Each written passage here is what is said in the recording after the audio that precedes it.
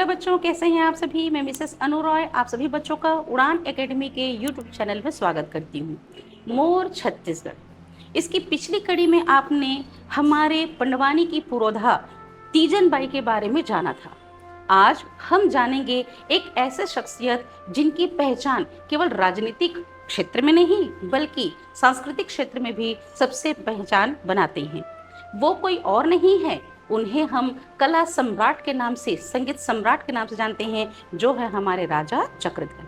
तो चलते हैं इसकी अगली श्रृंखला में संगीत सम्राट राजा चक्रधर के अनछुए पहलुओं को जानने के लिए। भारतीय संगीत और नृत्य के इतिहास में ऐसे व्यक्तित्व मिलते हैं जिनकी पहचान केवल राज्य सत्ता से नहीं होती बल्कि सांस्कृतिक पुनर्जागरण से होती है। राजा चक्रधर उन्हीं विभूतियों में से एक ऐसे शासक थे।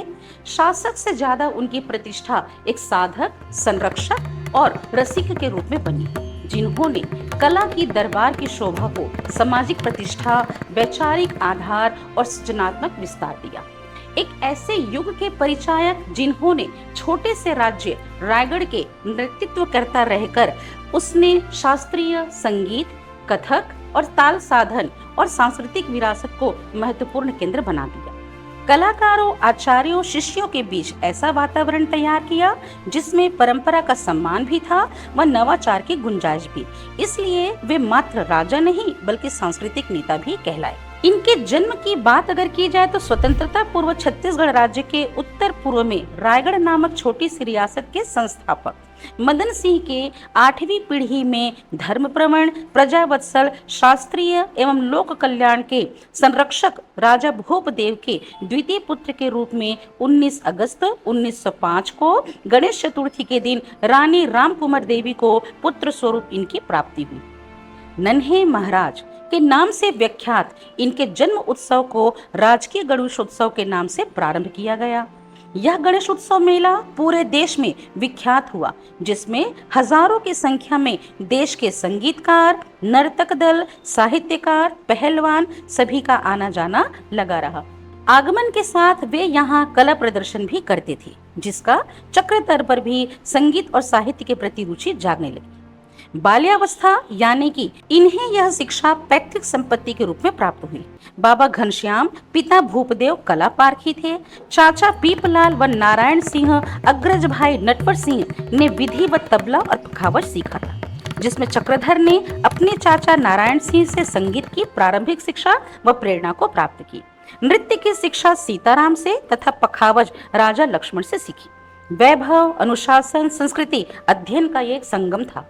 केवल सत्ता के उत्तराधिकारी नहीं थे बल्कि संस्कारिक उत्तराधिकारी भी बने। इनकी प्रारंभिक शिक्षा बड़े भाई नटवर सिंह के साथ राजमहल से प्रारंभ हुई, परंतु 9 वर्ष की उम्र में 1914 में तबला नवाज ठाकुर लक्ष्मण सिंह की देखरेख में प्रतिष्ठित राजकुमार कॉलेज में दाखिला लिया और अपने अच्छे व्यवहार और गुणों के कारण प्राचार्य के प्रिय छात्रों में इन्होंने अपनी पहचान बनाई। 1 वर्ष के प्रशिक्षण के दौरान छुरा जमींदार की बेटी डेरेश्वरी मती से इनका विवाह संपन्न हुआ। शिक्षा ने उनके व्यक्तित्व को कई स्तर पर गढ़ा। वे भाषाज्ञ बने, जिसमें हिंदी, संस्कृत, उर्दू, बांग्ला, उड़िया का ज्ञान रहा। तो बौद्धिक रुचि से केवल साहित्य प्रेमी ही नहीं बल्कि ग्रंथकार के भी आधार पर अपनी पहचान बनाई। कला साधक और राजा के जीवंत दरबार के आधार पर देखा जाए तो अग्रज की मृत्यु के पश्चात 1924 में राजकीय भार संभालने हेतु इनका राज्याभिषेक किया गया, जिसकी वजह से इनकी दोहरी भूमिका हो गई। एक तो सियासती मर्यादा, उसके साथ कला दृष्टि को संस्थागत रूप देने वाली। आधिकारिक सांस्कृतिक स्रोत कहते हैं कि अपनी लोक हितैषी नीति, विनम्र व्यवहार और कला प्रेम के कारण शीघ्र ही ये जनता के मध्य लोकप्रिय हो गए। कारण था दरबार का बदलाव, कलाकारों का सम्मान, विद्वानों की चर्चाएं, रचनाएं, शास्त्रीय परंपरा जीवित मंच भाषा के रूप में प्रभावित हुई। इनके शासन के समय में दरबार केवल औपचारिक राजसभा नहीं बल्कि नृत्य, संगीत, वादन, अध्ययन और प्रशिक्षण का जीवंत परिसर बना। देश के नामी कलाकार, आचार्य, नर्तक, वादक रायगढ़ आते, विद्वत चर्चा करते, प्रशिक्षण दिए जाते थे। रियाज हेतु अलग और प्रस्तुति देने हेतु अलग स्थल का चयन किया जाता है। राज्य का पहला प्रेक्षागृह भी रायगढ़ शहर में ही बना, जिसमें 300 दर्शकों के बैठने की व्यवस्था थी, जो काफी लंबा, चौड़ा और ऊंचा था, ताकि दूर से बैठे हुए दर्शक भी आनंद का अनुभव प्राप्त कर सके। इसमें उत्सव, पर्व, विशेष अवसर पर दरबार के सांस्कृतिक आयोजन का माध्यम बनकर कलाकार और जन सामान्य को जोड़ने का कार्य किया। ये केवल कला शौकीन नहीं, बल्कि मर्मज्ञ विद्वान भी थे। बारीकियों की समझ और परख से ही अपने दरबार में उन्होंने मुनीर खां, करीमतुल्ला खां, आबिद हुसैन, ठाकुरदास, भीखम सिंह, बद्री विशाल जैसे दिग्गज गायक, सितार, तबला और पखावज वादक को अपने दरबार की शोभा में स्थान दिया। न केवल कलाकार, संगीतज्ञ, बल्कि साहित्यकार भी आतिथ्य की शोभा पाते थे। कहा जाता है, सरस्वती पत्रिका के अवकाश के बाद द्विवेदी जी को प्रति माह 50 रुपए की आर्थिक सहायता देकर उन्होंने अपनी उदारता और सांस्कृतिक प्रियता का परिचय दिया। स्थानीय बालकों को शिक्षा देकर अनुराम, जगदीश सिंह, भीखम सिंह जैसे तबला और पखाजक वादक हमें प्रदान किए। कथक के सभी नृत्याचार्य और नर्तक यहीं रहे। कार्तिक राम इनके सबसे प्रिय छात्र थे, जिसे बड़े गर्व के साथ गुणी जने के सम्मुख प्रदर्शन के लिए प्रस्तुत किया करते थे। और चूंकि इनको स्वयं तबला, पखावज के लय, ताल, नृत्य भाषा की गहरी रुचि थी, इसलिए स्वयं तबले पर संगत भी दिया करते थे। इन्होंने न केवल संगीत व कला प्रिय पिता की परंपरा को आगे बढ़ाया, बल्कि स्वयं भी संगीत सभा में सम्मेलन में भागीदारी भी निभाई, जिसके बाद 2 बार भारतीय संगीत सम्मेलन के इन्हें अध्यक्ष जो है वो चुना गया। ये समर्पित कला साधक के साथ साथ उच्च कोटि के विद्वान, संगीत शास्त्र के ज्ञाता, कुशल नर्तक, तबला और सितार वादक भी थे। इनके आमंत्रण पर जयपुर घराने के गुरु पंडित जगन्नाथ तथा लखनऊ घराने के गुरु कालिका प्रसाद तथा उनके तीनों पुत्र अच्छान महाराज, लच्छू महाराज, शंभू महाराज भी रायगढ़ आए, जिनसे कला प्रेमी ने शिक्षा भी प्राप्त की। सबसे स्थायी और ऐतिहासिक योगदान कथक के रायगढ़ घराने के विकास से जुड़ा हुआ है। इन्होंने एक विशिष्ट शैली को विकसित किया, जो अन्य शैली से पृथक थी, जो किसी परंपरा शैली की नकल नहीं, बल्कि लखनऊ, बनारस, जयपुर और अन्य गुणों से मिलकर बनी एक स्वतंत्र अभिव्यक्ति थी, जिसे रायगढ़ घराना के नाम से पुकारा जाता है। इन्होंने कथक की एक नई बंदिश तैयार की। नृत्य और संगीत के दुर्लभ बंदिश का संग्रह संगीत ग्रंथ के रूप में भी सामने आया, जो मृदंग पर आधारित ग्रंथ मानी जाती है। 1939 में दिल्ली में तत्कालीन वायसराय लिन निथिगो द्वारा देश के समस्त राजा महाराज की उपस्थिति में आयोजित अखिल भारतीय संगीत सम्मेलन में शिष्य कार्तिक राम और कल्याण के नृत्य में तबले पर संगत देने पर वायसराय तथा दतिया नरेश के द्वारा इन्हें संगीत सम्राट की उपाधि से विभूषित किया गया। इनकी रायगढ़ घराना की जो कथक थी, उसकी शैली की विशेषता थी जटिल लयकारी, परिष्कृत तत्कार, ताल वैविध्य, काव्यात्मक बोल, दृश्यात्मक रचना और तांडव लास्य का संतुलन, जिसमें इनकी भूमिका एक संरक्षक, साधक, प्रयोगकर्ता, सिद्धांत निर्माता और कलाकार समुदाय के आयोजक के रूप में मानी जाती है। लयबद्ध जटिलता शैली में तत्कार और ताल विस्तार और पखावज आधारित छंद विशेष महत्वपूर्ण है। दूसरी बड़ी बात केवल सुनने में प्रभावी नहीं है, बल्कि दृश्य स्वरूप भी अर्थपूर्ण बनाती है, जो शब्दात्मक और काव्यात्मक भावात्मक स्तर पर एक साथ होती है। तांडव लास्य संतुलन में अर्धनारीश्वर स्वरूप अच्छी तरह समझाया गया।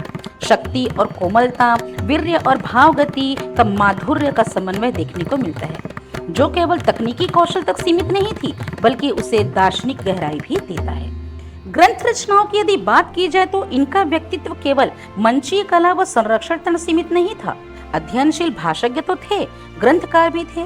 सर्वांगीण विद्वता और रुचि का पता इनकी उन्हीं रचनाओं में देखने को मिलती है। विविध भाषा के ज्ञान उनके सामर्थ्य से संगीतज्ञ की प्रभावी उनकी लेखन में भी साहित्यिक रचनाओं में देखने को मिलती है। इनके प्रमुख ग्रंथों में ताल तोय निधि अत्यंत विस्तृत है, जिसमें ताल सामग्री का संकलन है।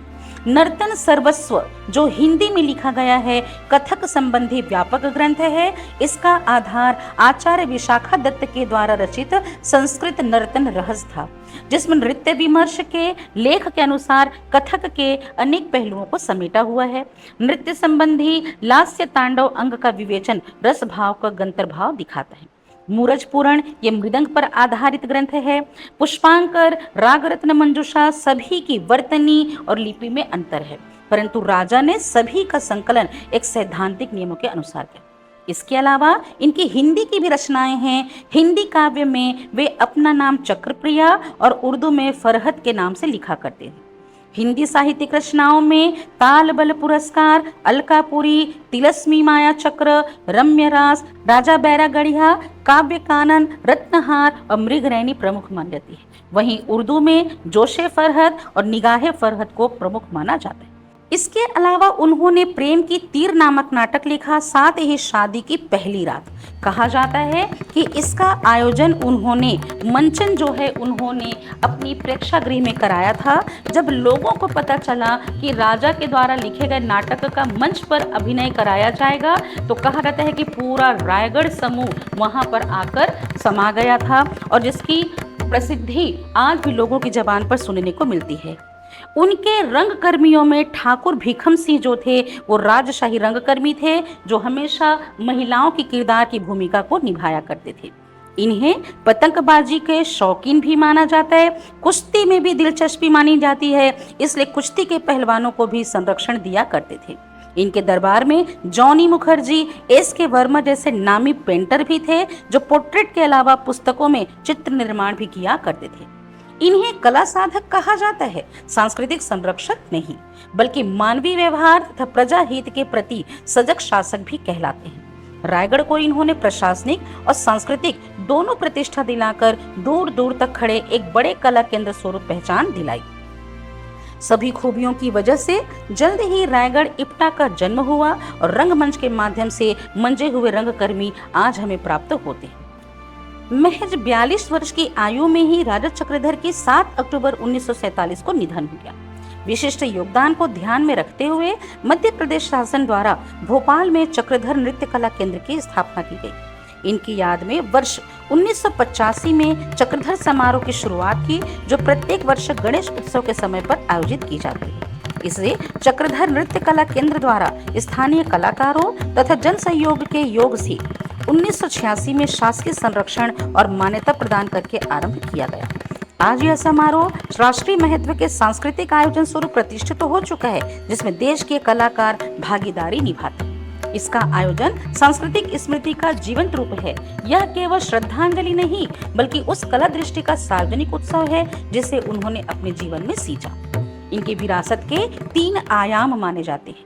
पहला, कथक रायगढ़ घराना, इसके स्वरूप में कलात्मक विरासत। दूसरा, ग्रंथ संरचना ताल चिंतन के स्वरूप में बौद्धिक विरासत।